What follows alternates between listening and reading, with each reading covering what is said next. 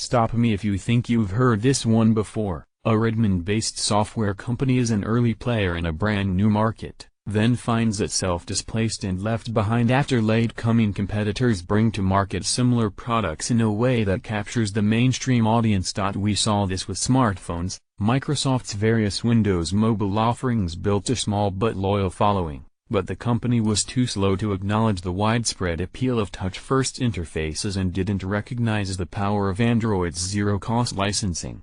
Microsoft eventually built a good product and was even carving out double-digit market share in Europe, but it subsequently floundered, and the company has now all but disappeared from the market. The surprise reveal of Microsoft's HoloLens back in 2015 caught the world off guard.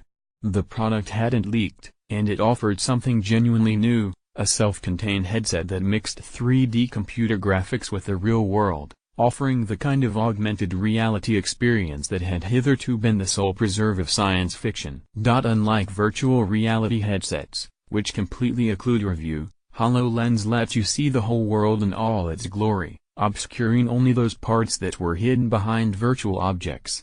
It borrowed from work done with Kinect, containing complex systems for mapping and tracking the room and objects around you. The setup enabled full, untethered operation without needing any base stations or object markers. As a melding of the virtual and the real, the HoloLens was thoroughly convincing. But is Microsoft going to be able to turn this leadership in innovation into leadership in market share? That's where things look challenging. Based on what it has learned from HoloLens, Microsoft has built what it calls the Windows Mixed Reality Platform.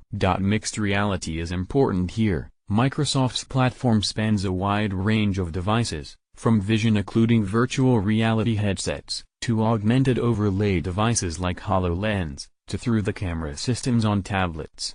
Redmond's platform includes the basic building blocks needed for building both augmented and virtual reality applications, motion and object tracking, 3D motion input, and, of course, 3D graphics.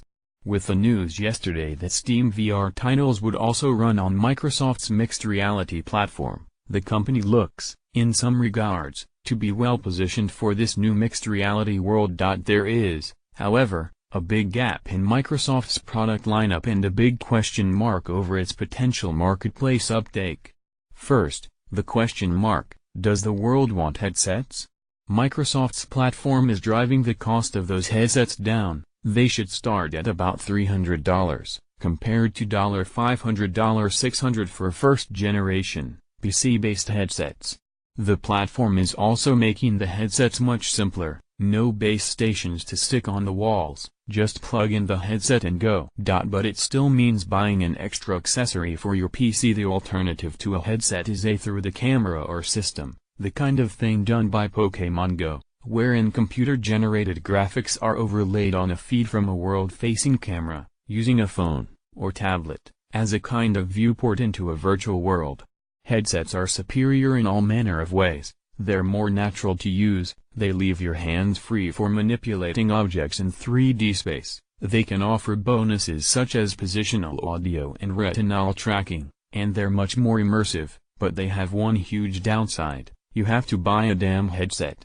You don't have to buy anything extra for a through-the-camera system, by contrast, because you already have a smartphone that does everything you need for a through-the-camera system. Apple's ARKit and Google's ARCore give developers the tools they need to develop through-the-camera or software for iOS and Android phones. These tools give developers a target of billions of devices without requiring any end-user hardware purchase. The problem here for Microsoft isn't the technology. The fundamental trick for smartphone are, using camera input to correct the accumulated errors that come from double integration of accelerometer data and hence offer 6 degrees of freedom. Motion tracking without the need for fixed external references, is the same one that Microsoft is using for its cheap VR headsets. Microsoft has demoed through the camera R, the Windows Mixed Reality Platform supports it, and, while there will inevitably be differences between ARKit, ARCore, and Windows Mixed Reality, all three platforms are going to have broadly similar capabilities. Rather, the problem is simply that Apple and Google have reach on smartphones, Microsoft doesn't. This represents an enormous gap in the reach of the Windows mixed reality platform. Microsoft's position in the headset space is certainly stronger, though still complex. VR has more stringent demands on performance, due to motion sickness concerns, so while smartphone-based VR systems, Samsung's Gear VR and Google's Daydream, exist, they're somewhat more constrained in terms of what they can do than PC-based systems. Moreover, even smartphone-based systems require some kind of accessory to be purchased, due to the need to mount a phone to your face. While these accessories are cheaper than full VR headsets, with Samsung in particular offering regular promotions that bundle the Gear VR for free with a new phone, they still represent something of a roadblock to wider adoption. The need for an accessory is something of an equalizer between the phone and PC. The better performance arguably tilts things in the PC's favor.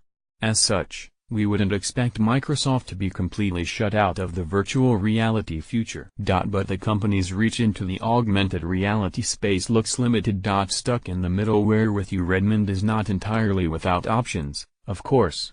Building a must-have phone is, at this point, unlikely.